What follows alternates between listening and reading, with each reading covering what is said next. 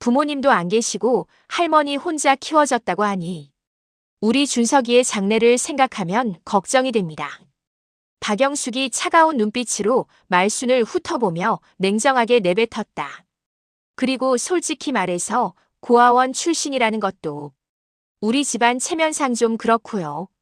테이블 위로 돈 봉투를 던지듯 놓으며 모욕의 극치를 보였다. 말순의 얼굴이 하얗게 질리고 지은의 눈에서는 분노와 절망의 눈물이 흘러내렸다. 오늘 사연 시작하기 전에 무료 버튼인 구독과 좋아요를 꼭 부탁드립니다. 전남 광주 외곽의 오래된 단독주택가. 새벽 5시 반, 아직 세상이 잠들어 있을 시간에 오말수는 벌써 부엌에서 분주히 움직이고 있었습니다. 올해 79이 된 그녀의 하루는 언제나 이렇게 일찍 시작됩니다. 오늘도 미역 우린물이 참 많네. 말수는 어젯밤부터 우려낸 미역. 국물을 젓가락으로 저어보며 혼잣말을 합니다. 수십 년간 고아원에서 아이들을 키우며 터득한 요리 솜씨로 평범한 재료들도 정성스럽게 다뤘죠. 가스레인지 위에서 보글보글 끓어오르는 미역국에서는 구수한 향이 피어올랐습니다. 부엌 한쪽 벽에는 색이 바랜 사진들이 다닥다닥 붙어 있었습니다. 고아원에서 함께했던 아이들의 졸업사진, 입양 보내던 날의 기념사진, 그리고 성인이 되어 찾아온 아이들과의 근황사진까지. 말수는 요리를 하면서도 가끔씩 그 사진들을 바라보며 미소 짓곤 했습니다. 민호는 어떻게 지내고 있을까? 그녀의 시선이 특별히 한 장의 사진에 머물렀습니다. 12살 정도로 보이는 깡마른 소년이 말순의 손을 꼭 잡고 서 있는 사진이었죠. 소년의 눈에는 세상에 대한 불안과 동시에 따뜻한 어른을 만난 안도감이 함께 담겨 있었습니다. 지은아, 아침 먹어야지. 말수는 따뜻한 목소리로 손녀를 부릅니다. 이 집에서 들려오는 가장 정겨운 소리 중 하나였죠. 곧이어 방문이 삐걱거리는 소리와 함께 31살의 손녀 지은이 부스스한 머리를 하고 부엌으로 나타났습니다. 할머니, 벌써 일어나셨어요? 아직 6시도 안 됐는데. 지은은 눈을 비비며 할머니를 바라봅니다. 대학을 졸업하고 서울의 한 대기업에 다니고 있지만 아직 결혼하지 않아 할머니와 함께 이 작은 집에서 살고 있었습니다. 매일 새벽 기차를 타고 서울로 통근하는 것이 쉽지는 않았지만 할머니 곁을 떠날 생각은 없었죠. 일찍 일어나는 게 몸에 좋단다. 예전에 고아원에서도 아이들이랑 새벽 5시에 일어나서 하루를 시작했지. 말수는 국그릇에 뜨거운 미역국을 정성스럽게 담으며 말합니다. 그녀의 손놀림은 여전히 능숙했습니다. 수백 명의 아이들에게 밥을 떠준 경험이 몸에 배어 있었죠. 할머니가 돌본 아이들이 몇 명이나 돼요? 지은이 호기심 어린 눈으로 물어봅니다. 어릴 때부터 들어온 이야기지만 들을 때마다 새삼 대단하다는 생각이 들었습니다. 정확히 세어본 적은 없지만 아마 200명은 넘을 거야. 다들 각자의 자리에서 열심히 살고 있을 텐데. 말순의 얼굴에 그리움이 스쳐 지나갔습니다. 입양을 보낸 아이들, 성인이 되어 홀로 서기를 한 아이들, 그리고 간혹 안부를 전해오는 아이들까지. 모든 아이가 그녀에게는 소중한 존재였습니다.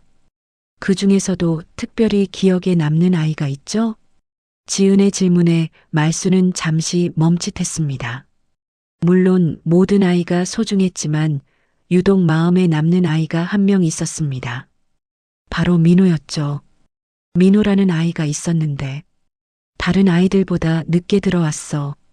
11살 때였나? 부모님을 일찍 여의고 혼자 길거리를 떠돌다가 우리 고아원에 왔거든. 말수는 민호를 처음 만났던 날을 떠올렸습니다. 한겨울 눈 내리는 날 고아원 대문 앞에서 벌벌 떨고 있던 작은 소년. 며칠간 제대로 먹지 못했는지 뼈만 앙상하게 남은 몸으로 그래도 자존심만큼은 굽히지 않으려 했던 아이였죠. 처음에는 경계심이 심해서 다른 아이들과도 잘 어울리지 못했는데 워낙 영리한 아이라 공부를 정말 잘했어. 그리고 남다른 무언가가 있었지. 무언가요? 글쎄, 어떻게 표현해야 할까? 보통 아이들과는 다른 깊이가 있었달까? 어른스러운 면이 있으면서도 누군가를 진심으로 믿고 따를 때는 정말 순수했거든. 말수는 민호가 자신을 할머니라고 부르기 시작했던 순간을 기억했습니다. 고아원에 온 지 석 달이 지나서야 처음으로 그 아이가 마음을 열고 자신을 가족처럼 여겨준 것이었죠. 그 아이가 편지를 많이 보냈다면서요? 지은이 기억을 더듬으며 물어봅니다. 어릴 때 할머니가 소중히 간직하던 편지들을 본 적이 있었습니다. 응, 고아원을 떠난 후에도 몇 년 동안 계속 편지를 보냈어. 공부 열심히 하고 있다는 소식, 장학금 받았다는 기쁜 소식들, 그리고 꼭 성공해서 다시 찾아뵙겠다는 약속도. 말순의 목소리에는 모성애가 가득 담겨 있었습니다. 그 아이가 보낸 마지막 편지를 받은 것이 벌써 10여 년 전이었지만 여전히 어딘가에서 열심히 살고 있을 거라 믿고 있었습니다. 하지만 요즘은 연락이 없죠? 성공한 사람들은 다들 바쁘잖아. 그냥 건강하게만 살고 있어도 고마운 일이지 뭐. 말수는 담담하게 말했지만 가끔씩은 그 아이의 안부가 궁금했습니다. 특히 밤에 혼자 있을 때면 민호가 어떤 어른이 되었을지 상상해 보곤 했죠.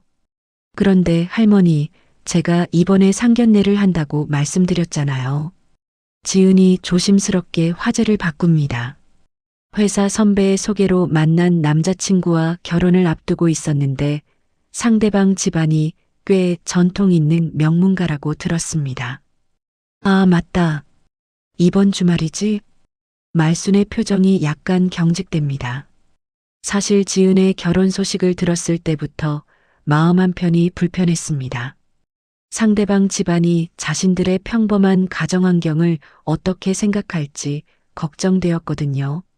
네, 서울 강남의 호텔에서 한다고 해요. 상대방 부모님이 전통을 중시하셔서 격식을 갖춰서 하고 싶다고 하시더라고요. 지은의 말에 말수는 더욱 불안해졌습니다. 자신 같은 시골 할머니가 그런 자리에 어울릴지 의문이었습니다. 부모님이 안 계셔서 할머니가 대신 가셔야 한다고 했더니 상대방에서는 괜찮다고 하더라고요. 괜찮다고는 했지만 속으로는 어떻게 생각할지 모르겠구나. 말순의 걱정 섞인 말에 지은은 할머니의 손을 꼭 잡았습니다. 할머니, 걱정 마세요. 제가 할머니를 자랑스러워한다고 남자친구한테 많이 얘기했어요. 평생 남을 위해 살아온 분이라고. 하지만 말수는 세상이 그렇게 호락호락하지 않다는 것을 알고 있었습니다. 특히 명문가 출신들이 가진 편견과 선입견을 누구보다 잘 알고 있었죠. 아침 식사를 마친 후 지은은 서울로 출근하기 위해 집을 나섭니다.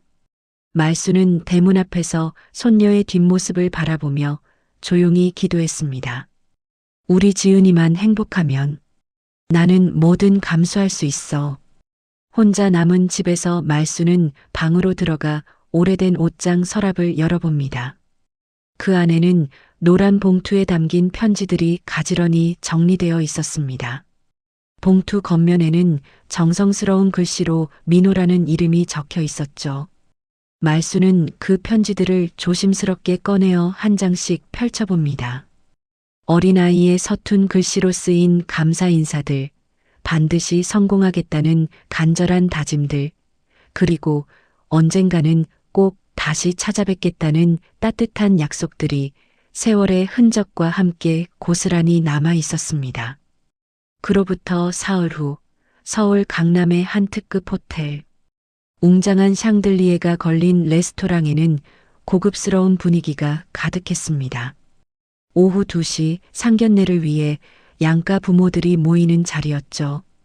말수는 평생 입어본 적 없는 정장을 차려입고 지은과 함께 호텔에 도착했습니다. 백화점에서 새로 산 검은색 정장이 어색하게 느껴졌지만 손녀의 중요한 날이라 생각하며 참았습니다. 할머니, 긴장하지 마세요. 다 잘 될 거예요. 지은이 할머니의 팔을 살며시 잡으며 위로했습니다. 하지만 말수는 호텔 로비에 들어서는 순간부터 묘한 시선들을 느끼고 있었습니다. 다른 손님들의 차가운 눈길이 마치 여기 어울리지 않는 사람이 왔네라고 말하는 것 같았죠. 레스토랑 예약석에는 이미 상대방 가족들이 자리를 잡고 있었습니다. 지은의 남자친구 준석과 그의 부모님, 그리고 할아버지까지 4명이 단정하게 앉아 있었습니다. 어서 오세요. 준석이 일어나며 인사를 건넵니다. 33살의 준석은 대기업 임원 출신으로 차분하고 신사적인 성격의 소유자였습니다.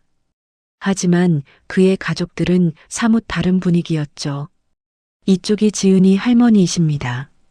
지은이 떨리는 목소리로 소개하자 준석의 어머니인 박영숙이 말순을 위아래로 훑어봅니다. 50대 중반의 박영숙은 명문가 출신으로 평생 귀족적인 삶을 살아온 여인이었습니다. 아, 안녕하세요.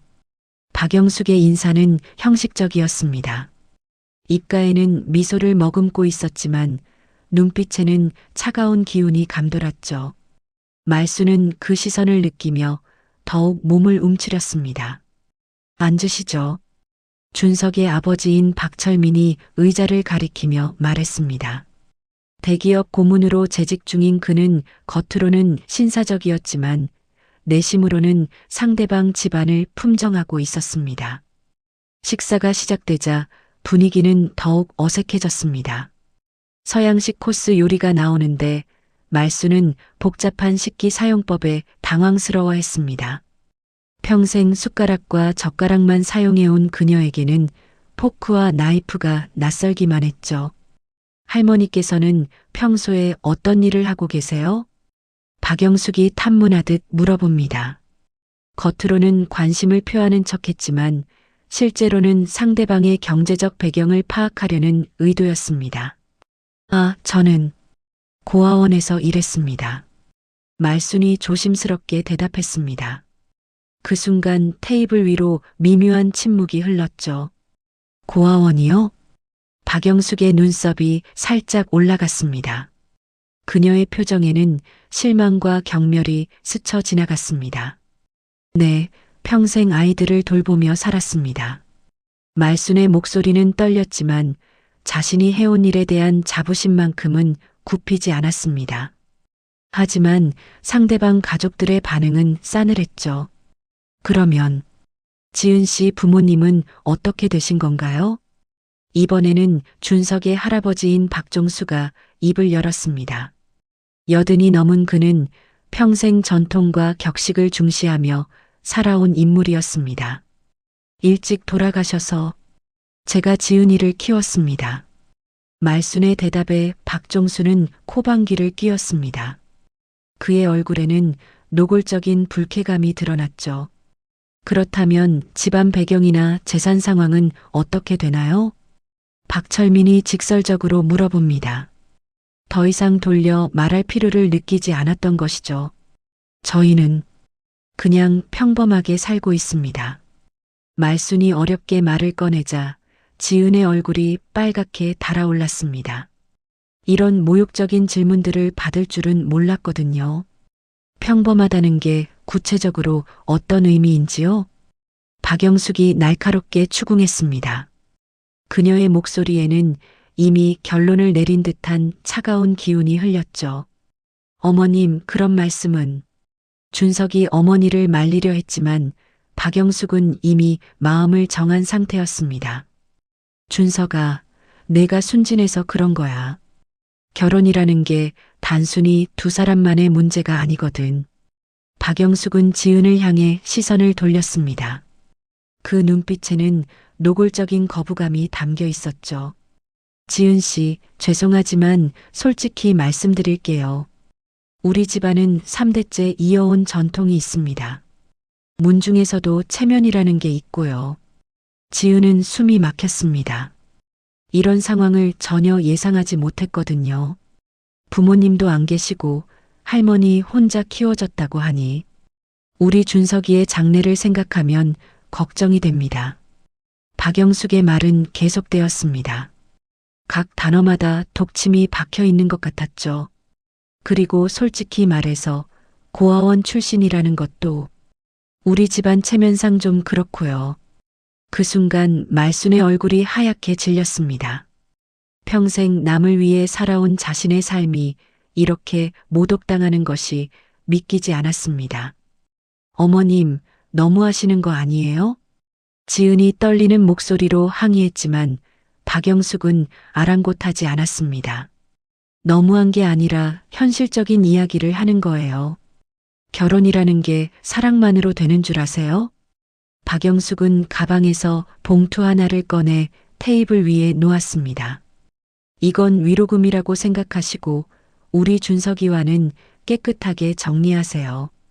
봉투 안에는 현금이 들어 있었습니다. 마치 상품을 거래하듯 돈으로 관계를 정리하려는 것이었죠. 어머니, 준석이 경악하며 소리쳤지만 이미 돌이킬 수 없었습니다. 말수는 그 봉투를 바라보며 온몸이 떨렸습니다. 자신과 지은이 받는 모욕이 너무나 견디기 어려웠거든요. 할머니, 지은이 눈물을 글썽이며 할머니를 바라봤습니다. 하지만 말수는 꾹 참고 자리에서 일어났습니다. 지은아, 우리 가자.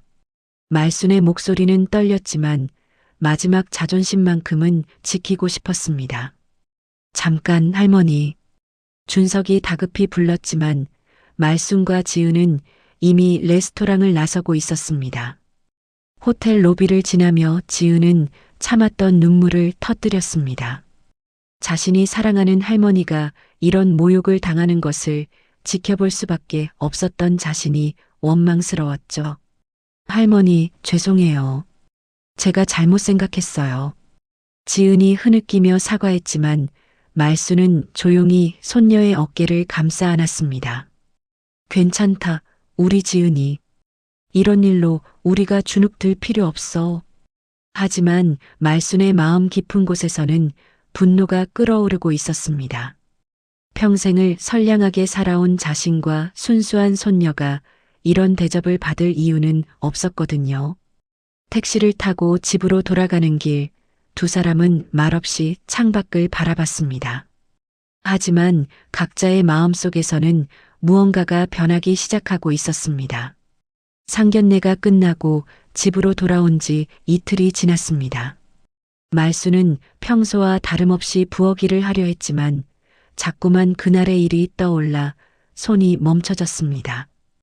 특히 박영숙이 내민 돈 봉투와 고아원 출신이라며 내뱉은 차가운 말들이 가슴을 파고들었죠.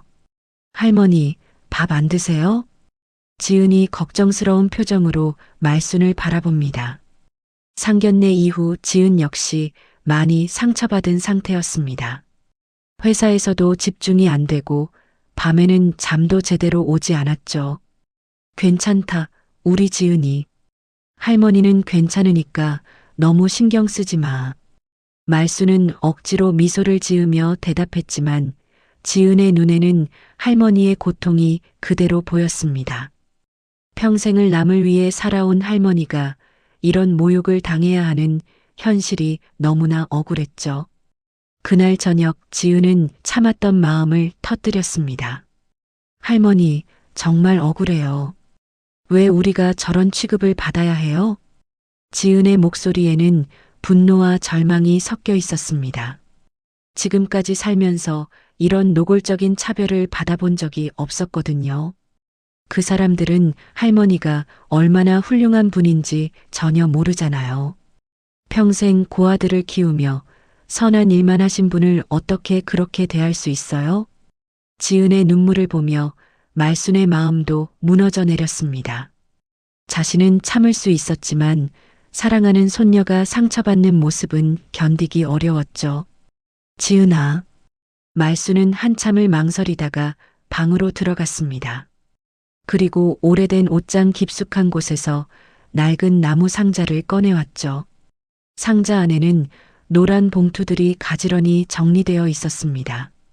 이게 뭐예요, 할머니? 지은이 호기심 어린 눈으로 물어봅니다. 평소에도 할머니가 소중히 간직하는 물건이 있다는 것은 알고 있었지만 직접 본 것은 처음이었죠. 민호라는 아이가 보낸 편지들이야. 말수는 조심스럽게 편지 묶음을 꺼내며 말했습니다. 시간이 지나 종이가 누렇게 변했지만 여전히 정성스럽게 보관되어 있었죠. 민호요? 할머니가 가끔 말씀하시던 그 아이. 그래. 내가 고아원에서 돌본 아이들 중에 가장 기억에 남는 아이였지. 말수는 첫 번째 편지를 조심스럽게 펼쳤습니다. 어린아이의 서툰 글씨로 쓰인 편지였죠. 할머니, 안녕하세요. 민호예요. 새 집에 잘 도착했어요. 할머니가 싸주신 도시락 정말 맛있었어요. 앞으로 열심히 공부해서 꼭 성공한 사람이 될게요. 말순이 편지를 읽어주자 지은의 마음이 따뜻해졌습니다. 어린아이가 할머니에 대한 고마움을 표현하는 순수한 마음이 고스란히 전해졌거든요. 더 읽어주세요, 할머니. 지은이 졸라대자 말수는 다른 편지들도 하나씩 펼쳐보기 시작했습니다. 할머니, 저 중학교에 입학했어요. 성적도 전교 3등을 했고요. 할머니가 늘 하신 말씀대로 공부를 열심히 하고 있어요. 할머니께서 주신 밥 한 숟가락의 은혜를 절대 잊지 않겠습니다. 시간이 흐를수록 편지의 내용은 더욱 성숙해졌습니다. 고등학교 진학 소식, 장학금 수혜 소식, 그리고 대학교 합격 소식까지. 할머니, 드디어 서울대학교에 합격했어요. 경영학과에 들어가서 열심히 공부할 거예요. 언젠가는 큰 사업을 해서 할머니와 고아원에 보답하고 싶어요. 지은은 편지를 들으며 점점 놀라워했습니다. 편지를 쓴 아이의 학업 성취가 정말 대단했거든요. 할머니, 이 아이 정말 똑똑했나 봐요. 서울대까지 들어갔다니. 그래, 워낙 영리한 아이였어. 그런데 더 중요한 건 마음이 바른 아이였다는 거지. 말수는 더 최근의 편지를 꺼냈습니다. 대학교 시절에 쓴 편지들이었죠. 할머니, 대학교 생활이 정말 바빠요. 학비를 벌기 위해 아르바이트도 하고 공부도 열심히 하고 있어요. 가끔 힘들 때면 할머니 생각이 나요. 할머니가 없었다면 지금의 제가 있을 수 없었을 거예요. 편지 속에는 어려운 환경에서도 꿋꿋하게 살아가는 청년의 모습이 그려져 있었습니다. 그리고 항상 할머니에 대한 감사의 마음을 잊지 않는 모습도요. 할머니, 제가 드디어 취업했어요. 큰 회사에 들어가게 되었어요. 이제 정말로 할머니께 보답할 수 있을 것 같아요. 곧 찾아뵐게요. 그런데 이상한 점이 하나 있었습니다. 취업 소식을 전한 편지 이후로는 연락이 끊어진 것이었죠. 할머니, 이 이후로는 편지가 없네요? 지은이 의아해하며 물어봅니다. 그때가 마지막이었어. 아마 바빠서 연락을 못했겠지. 말수는 아쉬워하면서도 이해한다는 표정을 지었습니다. 하지만 속으로는 가끔 그 아이의 안부가 궁금했죠. 그런데 이름이 민호라고 하셨죠? 어디서 많이 들어본 이름 같은데. 지은이 고개를 갸우뚱하며 기억을 더듬어 봅니다. 분명히 어디서 들어본 이름이었는데 정확히 기억이 나지 않았죠. 흔한 이름이니까 그럴 거야. 말수는 편지들을 다시 정리하며 말했습니다. 하지만 지은의 마음속에서는 계속해서 그 이름이 맴돌았습니다. 할머니, 혹시 그 아이 성은 뭐였어요? 강민호였지. 왜? 강민호. 강민호. 지은이 그 이름을 반복하며 중얼거렸습니다. 분명히 어디서 들어본 이름이었는데 도저히 기억이 나지 않았죠. 그날 밤 지은은 침대에 누워서도 계속 그 이름을 떠올려 봤습니다. 강민호.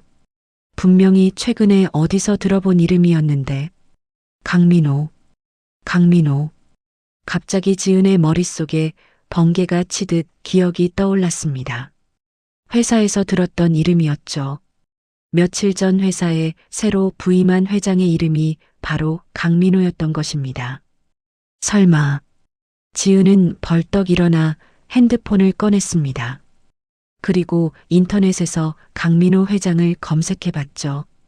화면에 나타난 것은 50대 초반의 수려한 남성의 사진이었습니다. 사진을 자세히 들여다보니 편지에서 느꼈던 그 진실한 마음이 얼굴에서도 느껴졌습니다. 특히 눈빛에서 어린 시절의 순수함이 여전히 남아있는 것 같았죠. 정말 같은 사람일까? 지은은 더 자세한 정보를 찾아봤습니다. 강민호 회장의 출생 연도, 학력, 경력 등을 차례로 확인해 봤죠. 그리고 마침내 결정적인 단서를 발견했습니다. 기사 하나에서 강민호 회장이 어려운 환경에서 자랐지만 은인의 도움으로 성공할 수 있었다고 언급한 부분이 있었던 것입니다. 할머니가 말씀하신 그 민호가 정말 맞는 것 같아 지은의 심장이 빠르게 뛰기 시작했습니다. 만약 정말 같은 사람이라면 이것은 단순한 우연이 아니었죠. 운명 같은 일이었습니다. 하지만 확신할 수는 없었습니다. 동명이인일 가능성도 있었고 너무 성급하게 결론 내리면 할머니를 실망시킬 수도 있었거든요. 내일 회사에서 더 자세히 알아봐야겠어. 지은은 마음속으로 다짐했습니다. 만약 정말 할머니가 키우신 그 민호라면 이번 상견례에서 당한 모욕에 대한 완벽한 반격이 될 수 있을 거라는 생각이 들었죠. 그날 밤 지은은 오랜만에 희망에 찬 마음으로 잠들었습니다. 내일이면 모든 것이 명확해질 것이라는 기대감과 함께요. 다음 날 아침 지은은 평소보다 일찍 회사에 도착했습니다. 마음이 급했거든요. 어젯밤 발견한 강민호 회장에 대한 정보를 더 자세히 확인하고 싶었습니다. 지은 씨, 오늘 일찍 왔네요? 동료 김 과장이 인사를 건넵니다. 지은은 평소보다 상기된 표정이었죠. 네, 좀 확인할 일이 있어서요. 지은은 자리에 앉자마자 회사 인트라넷에 접속했습니다. 새로 부임한 강민호 회장에 대한 공식 자료들을 찾아보기 시작했죠. 화면에 나타난 강민호 회장의 프로필을 보니 어젯밤 인터넷에서 본 것보다 더 자세한 정보가 있었습니다.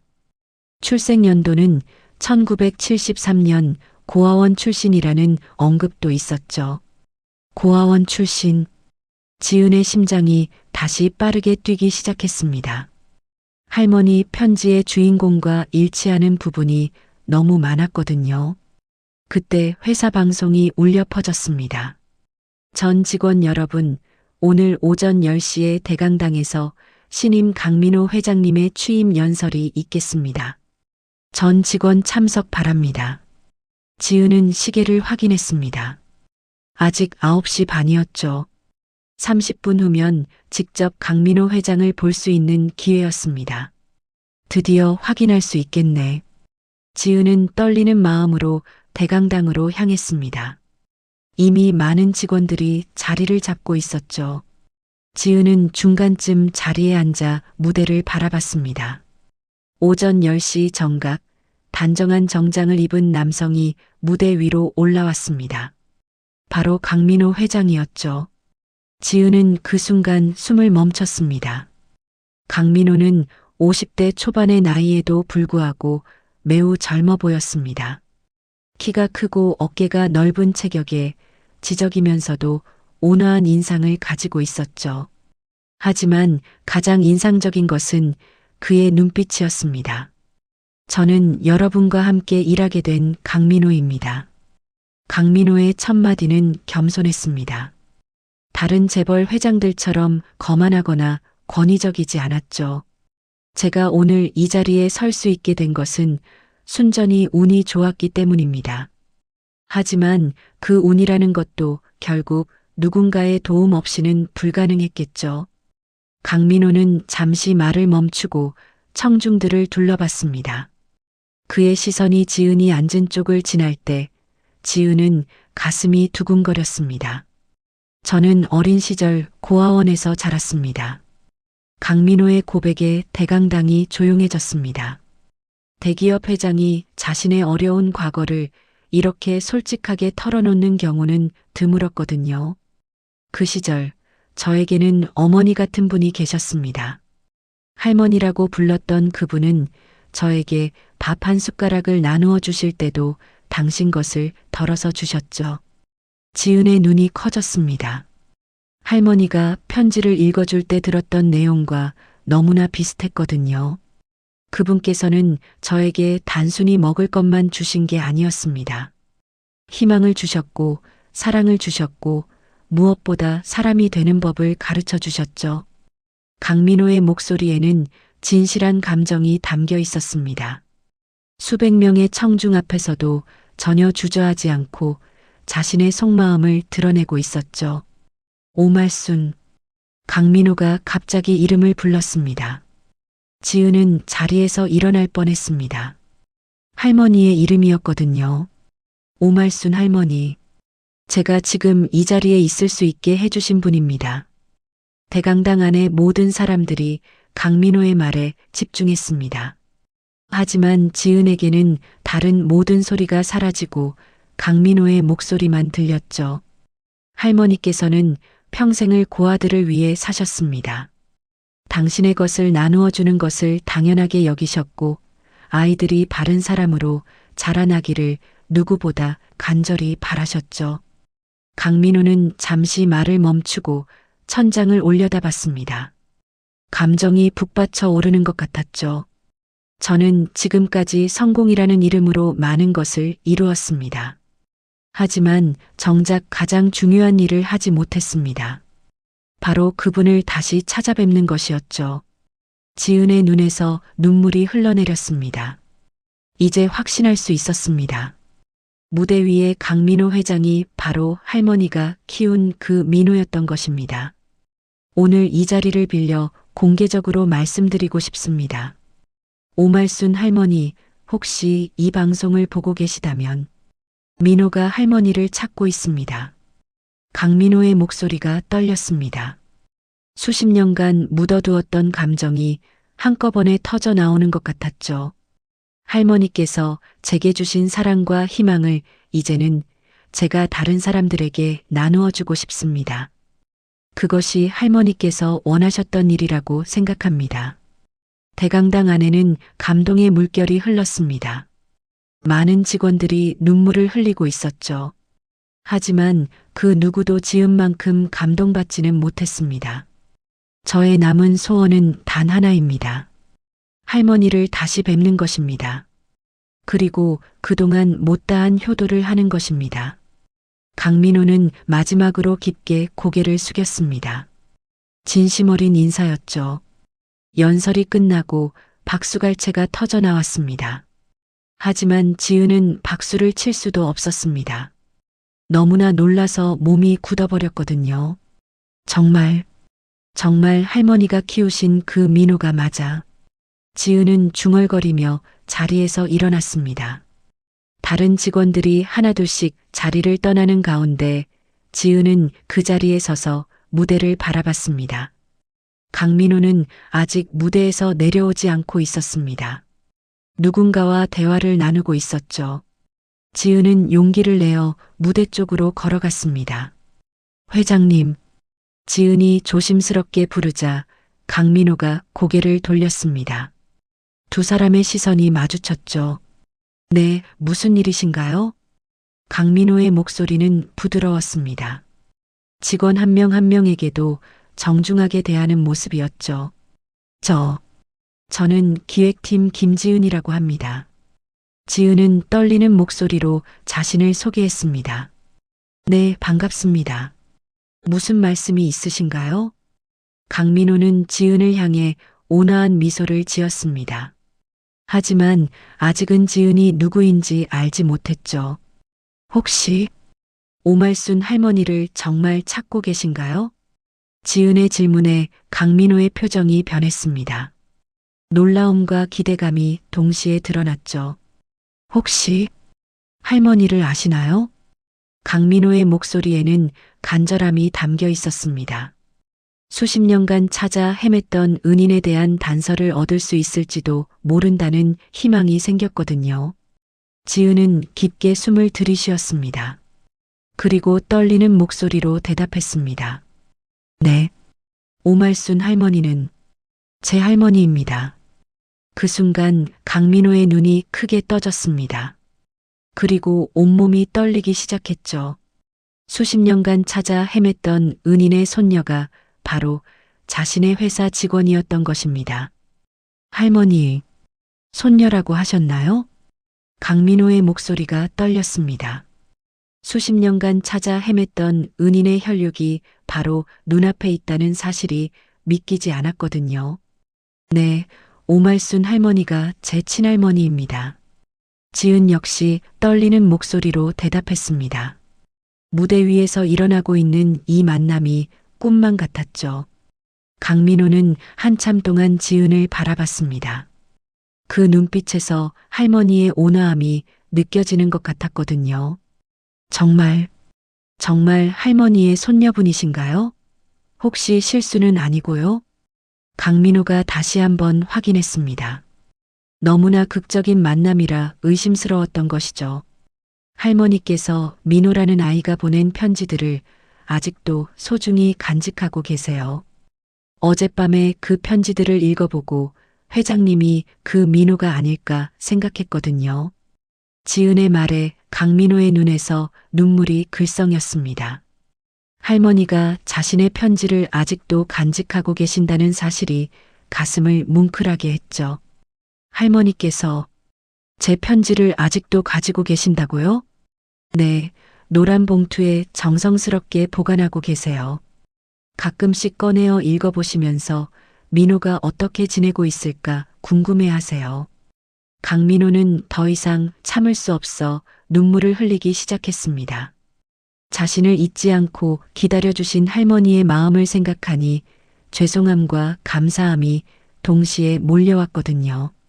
지은 씨, 아니, 할머니의 손녀분, 정말 할머니께서 건강하게 계신가요? 네, 올해 79이시지만 아직 정정하세요. 매일 새벽에 일어나서 미역국도 끓여주시고.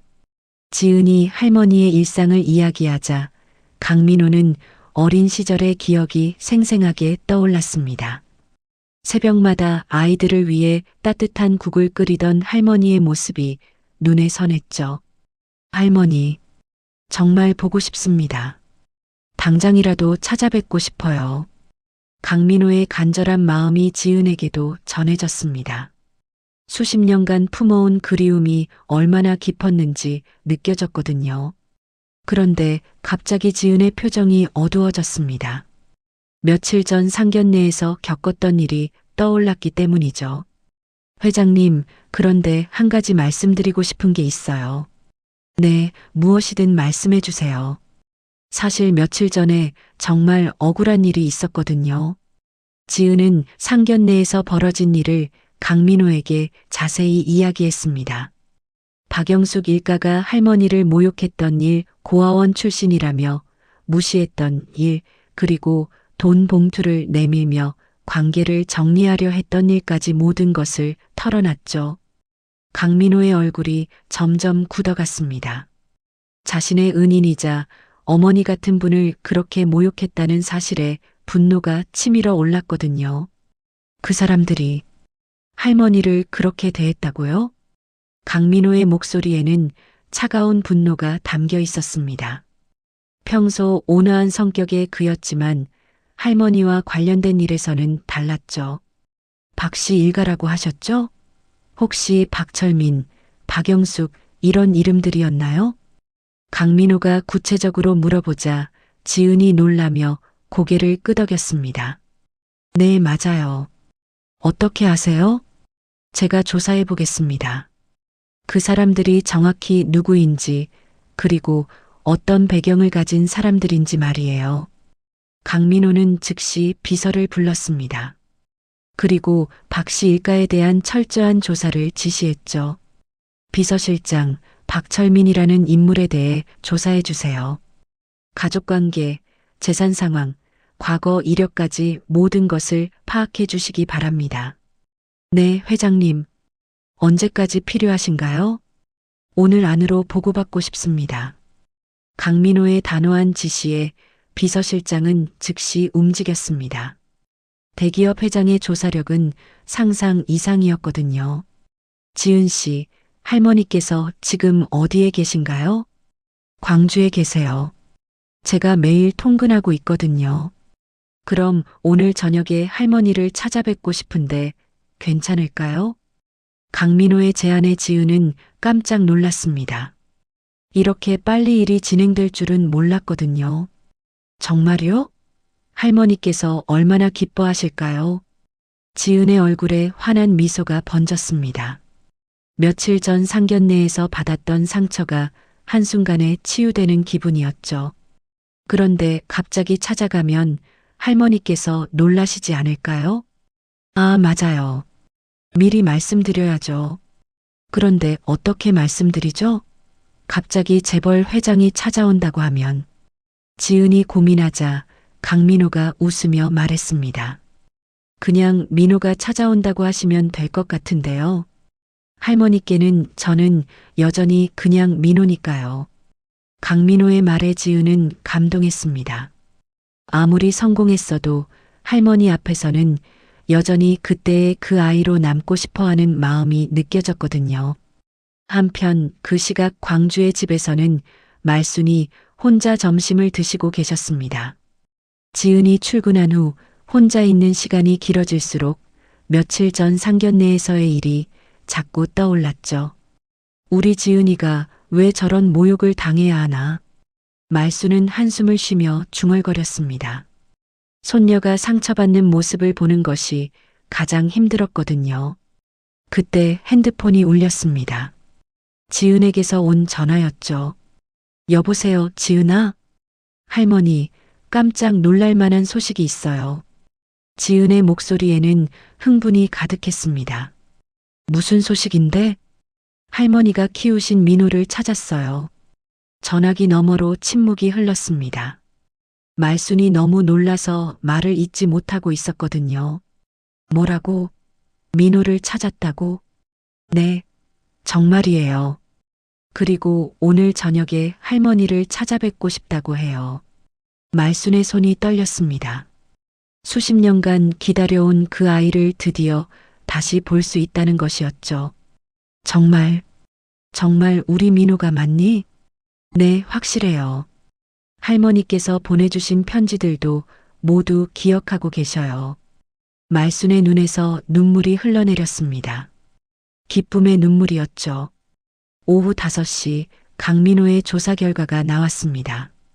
비서실장이 가져온 보고서를 읽던 강민호의 표정이 점점 굳어갔습니다. 이게 정말입니까? 네, 확인된 사실들입니다.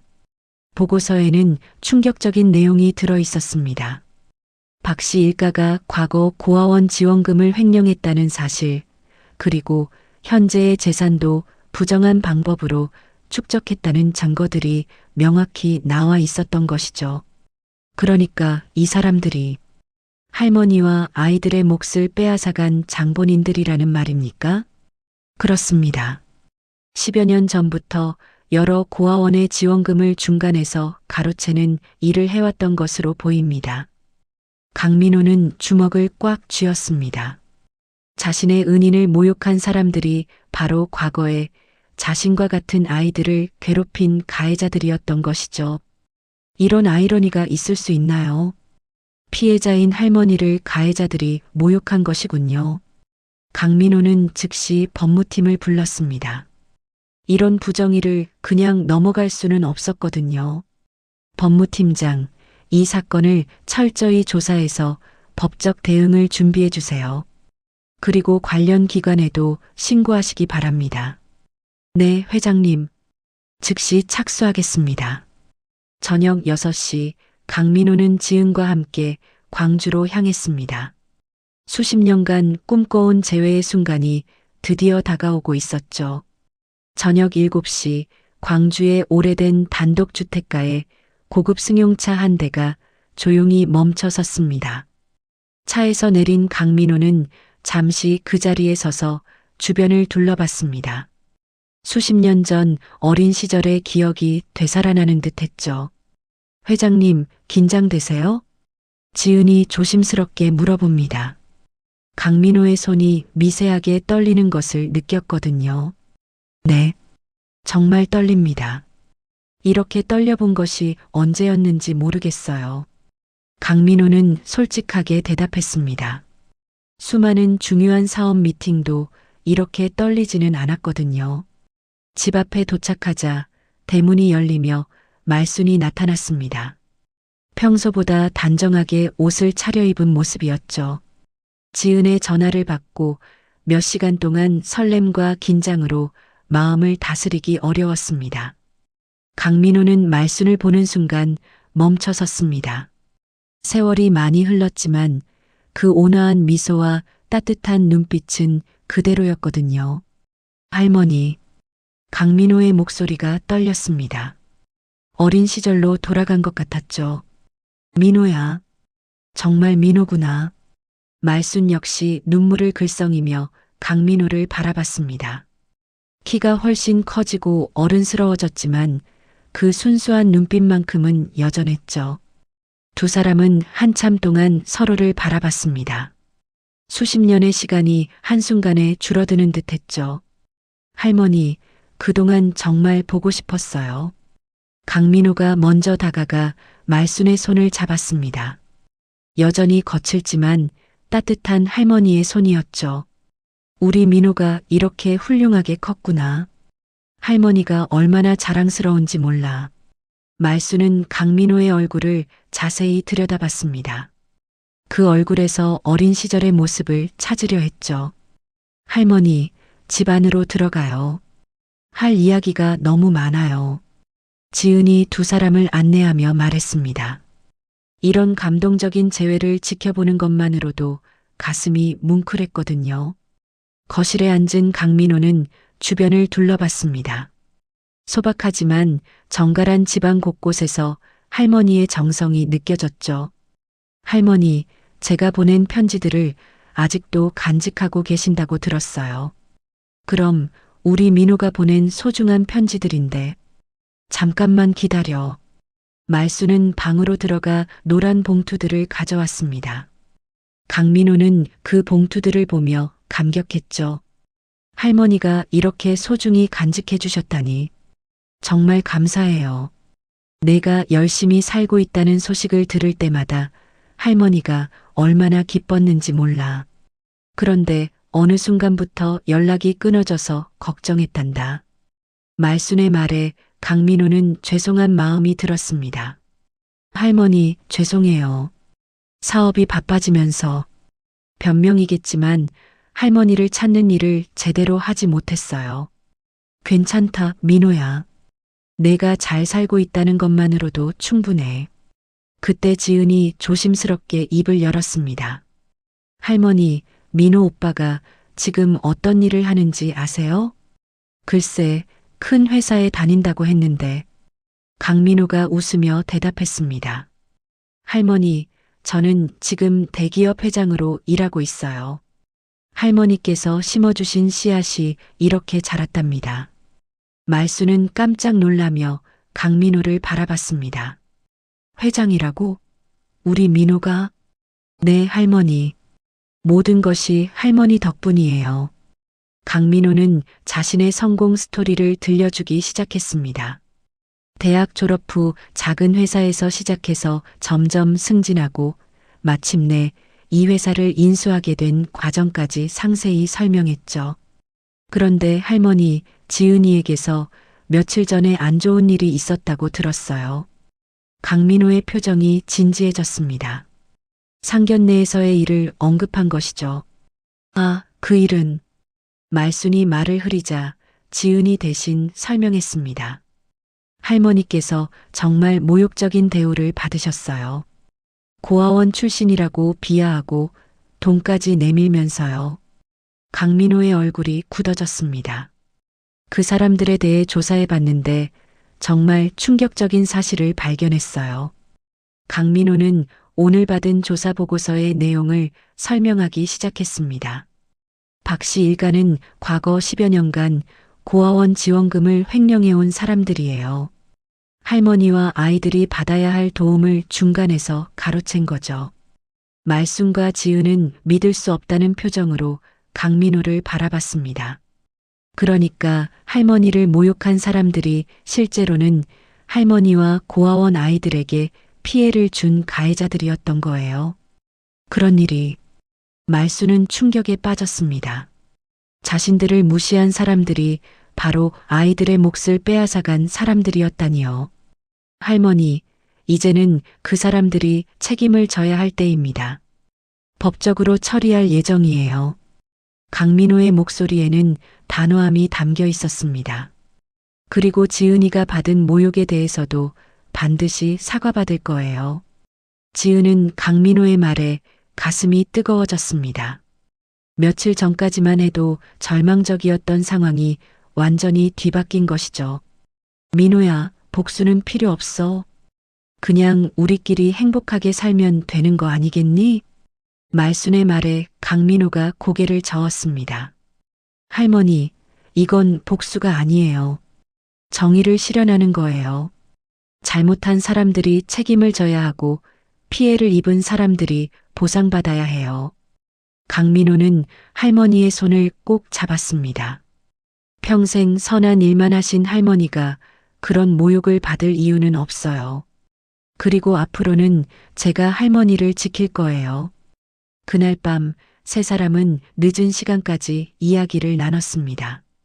지난 세월의 그리움, 현재의 기쁨, 그리고 앞으로의 계획까지 나눌 이야기가 너무 많았거든요. 강민호는 떠나기 전에 할머니께 약속했습니다. 할머니, 내일부터 모든 것이 달라질 거예요. 할머니께서 받으셨던 모욕을 갚아드릴게요. 그로부터 일주일 후 서울 시내 최고급 호텔의 대연회장. 강민호가 운영하는 그룹의 창립 기념 만찬이 열리는 날이었습니다. 정재계 인사들과 언론사 관계자들이 대거 참석한 성대한 행사였죠. 박 씨 일가도 초대장을 받고 참석했습니다. 강민호 회장이 누구인지도 모른 채 단순히 대기업 회장의 초대라는 이유만으로 기꺼이 나타난 것이죠. 여보, 이런 자리에 우리가 초대받다니 기분 좋네요. 박영숙이 화려한 드레스를 입고 남편에게 말했습니다. 자신들이 상류층이라는 착각에 빠져 있었거든요. 그러게 말이야. 우리 집안의 격이 인정받는 것 같아서 뿌듯해. 박철민 역시 뿌듯한 표정으로 연회장을 둘러봤습니다. 하지만 그들은 이 자리가 자신들을 위한 무대라는 것을 전혀 모르고 있었죠. 연회장 한쪽에서는 지은이 할머니와 함께 자리를 잡고 있었습니다. 말순은 생전 처음 보는 화려한 연회장에 조금 위축되어 있었지만 지은이 옆에서 용기를 내고 있었죠. 할머니, 긴장하지 마세요. 오늘은 할머니가 주인공이에요. 지은이 할머니의 손을 꼭 잡으며 위로했습니다. 며칠 전까지만 해도 상상할 수 없었던 반전의 순간이 다가오고 있었거든요. 오후 7시 드디어 강민호가 무대에 올랐습니다. 수백 명의 참석자들이 박수를 보내며 그를 환영했죠. 안녕하십니다. 바쁘신 중에도 귀한 시간을 내어 참석해 주신 모든 분들께 감사드립니다. 강민호의 인사말에 연회장은 조용해졌습니다. 모든 사람이 그의 말에 집중했죠. 오늘 이 자리는 단순한 창립 기념식이 아닙니다. 저에게는 매우 특별한 의미가 있는 자리입니다. 강민호는 잠시 말을 멈추고 객석을 둘러봤습니다. 그의 시선이 말순에게 머물렀죠. 여러분께 제 인생의 은인을 소개하고 싶습니다. 강민호의 말에 참석자들이 웅성거리기 시작했습니다. 갑작스러운 발언이었거든요. 저는 어린 시절 고아원에서 자랐습니다. 그때 저에게는 어머니 같은 분이 계셨습니다. 박 씨 일가는 이 이야기를 들으며 불편한 표정을 지었습니다. 일주일 전 상견례에서 고아원 출신이라며 무시했던 기억이 떠올랐거든요. 그분은 평생을 고아들을 위해 사셨습니다. 당신의 모든 것을 나누어 주시면서도 그것을 당연하게 여기셨죠. 강민호의 목소리에는 진실한 감정이 담겨 있었습니다. 오말순 할머니, 무대로 나와주세요. 강민호가 할머니를 부르자 연회장에 박수가 터져 나왔습니다. 말순은 떨리는 발걸음으로 무대에 올랐죠. 박영숙은 그 순간 얼굴이 새하얗게 변했습니다. 일주일 전 자신이 모욕했던 바로 그 할머니였거든요. 이분이 바로 제 인생의 은인이십니다. 오말순 할머니께서 계시지 않았다면 지금의 제가 존재하지 않았을 것입니다. 강민호는 할머니의 손을 잡고 모든 참석자들에게 소개했습니다. 할머니께서는 평생 고아원에서 200명이 넘는 아이들을 키우셨습니다. 그중 한 명이 바로 저였습니다. 박철민은 상황을 파악하고 자리에서 일어나려 했습니다. 하지만 이미 늦었죠. 그런데 참으로 아이러니한 일이 있었습니다. 강민호의 목소리가 차가워졌습니다. 며칠 전 이 할머니께서 모욕을 당하셨습니다. 누군가가 고아원 출신이라며 할머니를 무시하고 돈을 던지며 모욕했습니다. 연회장이 술렁였습니다. 참석자들이 웅성거리기 시작했죠. 더욱 놀라운 것은 할머니를 모욕한 그 사람들이 바로 과거에 고아원 지원금을 횡령한 장본인들이었다는 사실입니다. 강민호는 박 씨 일가를 똑바로 바라봤습니다. 박철민, 박영숙 씨, 일어나시죠. 갑작스럽게 이름이 불린 박 씨 부부는 얼어붙었습니다. 수백 명의 시선이 자신들에게 집중되고 있었거든요. 이분들이 바로 할머니를 모욕한 당사자들입니다. 연회장 전체가 조용해졌습니다. 모든 사람이 박 씨 일가를 바라봤죠. 이분들은 지난 10여 년간 고아원 지원금을 중간에서 가로채며 사리사욕을 채워왔습니다. 강민호는 준비해온 자료를 화면에 띄웠습니다. 박 씨 일가의 범죄 증거들이 낱낱이 공개되었죠. 할머니와 같은 분들이 아이들을 위해 모은 소중한 후원금을 이들이 개인 용도로 사용해온 것입니다. 참석자들 사이에서 분노의 목소리가 나오기 시작했습니다. 그런 사람들이 감히 할머니를 고아원 출신이라며 무시했습니다. 피해자를 가해자가 모욕한 것입니다. 박영숙은 더 이상 견딜 수 없어 자리에서 일어났습니다. 잠깐, 이건 말도 안 된다고요?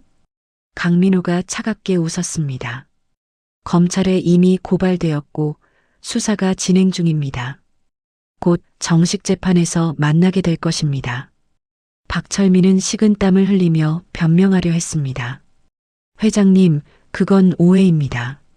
우리는 오해가 아닙니다. 모든 증거가 확보되었습니다.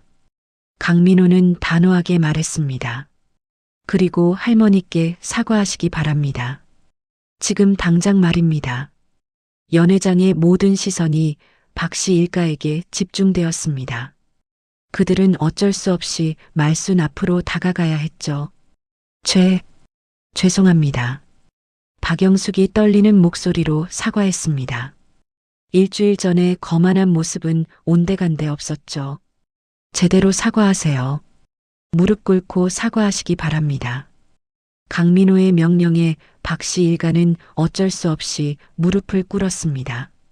수백 명이 지켜보는 가운데서 말이죠. 할머니께서 평생 선한 일만 하시며 살아오신 분입니다. 그런 분을 모욕한 것에 대해 진심으로 사과드립니다. 말순은 그들의 사과를 받으며 복잡한 심정이었습니다. 복수가 달콤하기보다는 인간의 업보가 두렵게 느껴졌죠. 이제 일어나세요. 말순이 그들을 일으켜 세웠습니다. 끝까지 자비로운 마음을 보인 것이죠. 그날 밤 박씨 일가의 몰락과 말순의 명예회복이 모든 언론에 보도되었습니다. 진정한 정의가 실현된 순간이었죠. 그로부터 석 달이 지난 봄날, 광주의 그 오래된 단독주택가에는 놀라운 변화가 일어나고 있었습니다. 말순의 집 주변에 새로운 고아원이 건설되고 있었거든요. 강민호가 할머니의 이름으로 설립하는 오말순 희망의 집이었습니다. 할머니, 공사가 거의 끝나가네요. 지은이 창밖을 바라보며 말했습니다.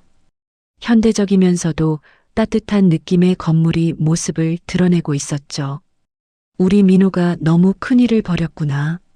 말수는 걱정과 감사함이 섞인 표정으로 중얼거렸습니다.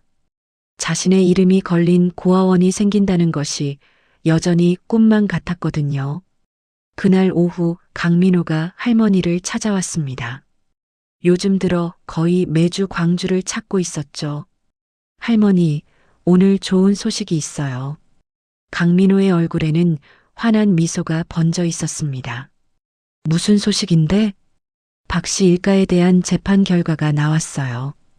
유죄 판결이 났고 횡령한 모든 돈을 배상하라는 명령도 내려졌습니다. 지은이 박수를 치며 기뻐했습니다. 정말요? 드디어 정의가 실현된 거네요. 네, 그리고 그 배상금은 모두 고아원과 소외계층을 위해 사용될 예정이에요. 말수는 고개를 끄덕이며 만족스러워했습니다. 복수보다는 선한 목적을 위해 사용된다는 점에서 마음이 편했거든요. 그런데 할머니, 더 큰 소식이 있어요. 강민호가 신중한 표정으로 말했습니다. 어제 서울시에서 연락이 왔는데 할머니께 사회봉사상을 드리고 싶다고 하더라고요. 나한테 상을? 말순이 놀라며 반문했습니다. 네, 평생 고아들을 위해 헌신하신 공로를 인정받으신 거예요. 그리고 언론에서도 할머니의 이야기에 많은 관심을 보이고 있어요. 실제로 지난 석 달 동안 말순의 이야기는 많은 사람들에게 감동을 주었습니다. 평범한 할머니가 평생 선한 일을 하며 살아온 이야기, 그리고 그 은혜를 잊지 않은 아이가 성공한 후 보답하는 이야기가 사회 전체에 화제가 되었거든요. 할머니, 제가 하나 더 말씀드릴 게 있어요. 강민호가 조심스럽게 꺼냈습니다. 명동에 있는 할머니 건물 말인데요.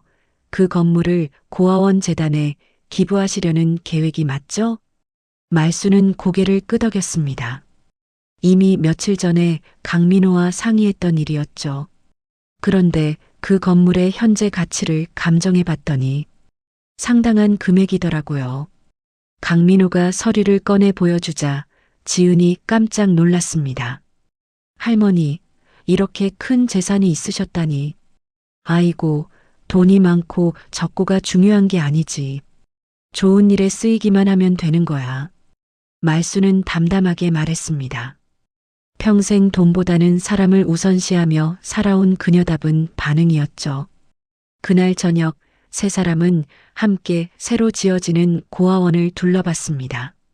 아직 완공되지는 않았지만 이미 아이들의 웃음소리가 들려오는 것 같았죠. 민호야, 정말 고맙다. 할머니가 꿈꿔왔던 일이 이렇게 현실이 되다니. 말순이 강민호의 손을 잡으며 말했습니다. 할머니, 제가 감사해야죠. 할머니께서 심어주신 사랑의 씨앗이 이렇게 큰 나무가 되어 다시 열매를 맺는 거니까요. 강민호의 말에 지은도 감동했습니다. 정말 신기해요. 할머니께서 한 아이에게 베푼 사랑이 이렇게 많은 아이들에게 돌아가는 거네요. 그게 바로 선순환이지. 받은 사랑을 다시 나누어 주는 거야. 말순은 따뜻한 미소를 지으며 말했습니다. 한 달 후 오말순 희망의 집 개원식이 열렸습니다. 많은 사람들이 참석한 가운데 말순이 직접 테이프 커팅을 했죠. 이 집에서 자라나는 모든 아이들이 행복하기를 바랍니다. 말순의 인사말에 참석자들이 뜨거운 박수를 보냈습니다. 개원식 후 첫 번째 아이들이 입소했습니다. 10명의 아이들이 새로운 보금자리를 찾은 것이죠. 할머니, 안녕하세요. 아이들이 밝은 목소리로 인사하자 말순의 얼굴에 환한 미소가 번졌습니다.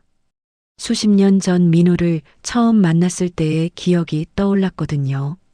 그래, 우리 이제부터 가족이구나. 말순은 아이들을 하나씩 안아주며 말했습니다. 다시 시작되는 새로운 인생이었죠. 그 모습을 지켜보던 강민호는 눈물을 글썽였습니다. 자신이 받았던 그 따뜻한 사랑을 다른 아이들도 받게 된 것이 감격스러웠거든요. 민호야, 이제 내가 이 아이들의 형이 되어줘야 해. 말순의 말에 강민호가 고개를 끄덕였습니다. 네, 할머니. 제가 받은 사랑을 이 아이들에게도 전해주겠어요. 그날 밤 지은은 회사에서 승진 소식을 받았습니다. 그동안의 노력이 인정받은 것이죠. 더불어 새로운 사랑도 찾았습니다. 강민호의 소개로 만난 좋은 사람이었죠. 할머니, 저도 이제 새로운 시작을 하려고 해요. 지은의 말에 말순이 기뻐했습니다. 그래, 우리 지은이도 행복해야지. 1년 후 고아원은 지역의 명소가 되었습니다. 많은 사람들이 자원봉사를 하러 찾아왔고 후원도 꾸준히 이어졌죠. 말순은 80살이 되었지만 여전히 정정했습니다. 매일 아이들과 함께 시간을 보내며 행복한 나날을 보내고 있었죠. 할머니, 제가 어릴 때 할머니께 했던 약속 기억하세요? 강민호가 할머니에게 물어봤습니다. 무슨 약속? 꼭 성공해서 할머니께 보답하겠다고 했던 약속 말이에요. 말순이 웃으며 대답했습니다. 그 약속은 이미 지켰잖아. 내가 이렇게 훌륭한 사람이 된 것만으로도 충분해. 아니에요, 할머니. 이제 시작이에요. 앞으로 평생 할머니의 사랑을 세상에 전하며 살겠어요. 석양이 지는 고아원 마당에서 아이들이 뛰어노는 모습을 바라보며 말순은 마음 깊은 곳에서 우러나오는 만족감을 느꼈습니다. 자신이 심은 사랑의 씨앗이 이렇게 아름다운 열매를 맺은 것이었죠. 하늘을 올려다보며 말순은 조용히 중얼거렸습니다. 고맙습니다. 이런 행복한 인생을 살게 해주셔서. 아이들의 웃음소리가 저녁 하늘에 울려 퍼지며 새로운 희망의 이야기가 계속해서 쓰여지고 있었습니다. 오늘 사연 재미있으셨나요? 여러분의 구독과 좋아요는 다음 영상을 만드는데 큰 힘이 됩니다. 시청해 주셔서 감사합니다.